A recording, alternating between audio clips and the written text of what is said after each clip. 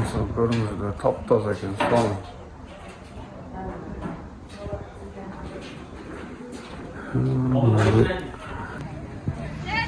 Assalomu alaykum, hurmatli mekandoshlar, hurmatli Tesatu kanalini ko'ruvchilari. Bugun Manas shahrida sizlarga bu mebellar bo'yicha qisqacha ma'lumot berib ketaman. Tug'anlar, sizlar videoni oxirigacha ko'rib, like'dan bosib, qattalmay ko'rayotgan bo'lsangiz, qattalib, kanalni qo'llab ketkilar.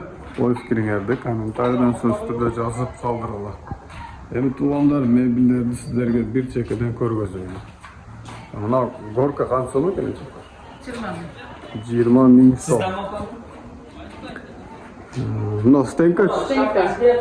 Stenka 10 ming so'm. 10 ming so'm. Keyingisi jami 15 ming so'm. Narximiz jami ekan 15 ming so'm. Bunachi? 20 ming so'm. Razmeri qancha? Razmeri 3.60 ga 2.30. 3.60 ga 2.30. Daha bir so'm gorka turadi tug'anlar. Ko'ringizlar buni. Qancha so'm bu? 20 ming so'm. Bunaqasichi? Gorkalarning barlig'i birdaylar bor ekan. Ma, divanimiz 10 ming so'm, maxsi bez matras 8 ming. 10 ming so'm, bez matras 8 ming so'm. Bunachi buna?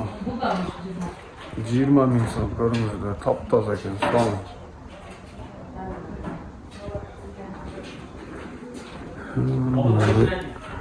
İçlerini de ko'rgazib ketaveraylik. Yaxshi ekan tug'anlar. Ko'ringizlar. Eshiklarda sonini ochib jo'g'lat ekan. Tak. Orqa jaqlarida neler bor ekan ko'raylikchi. No, polkanız qancha so'm? 13 ming.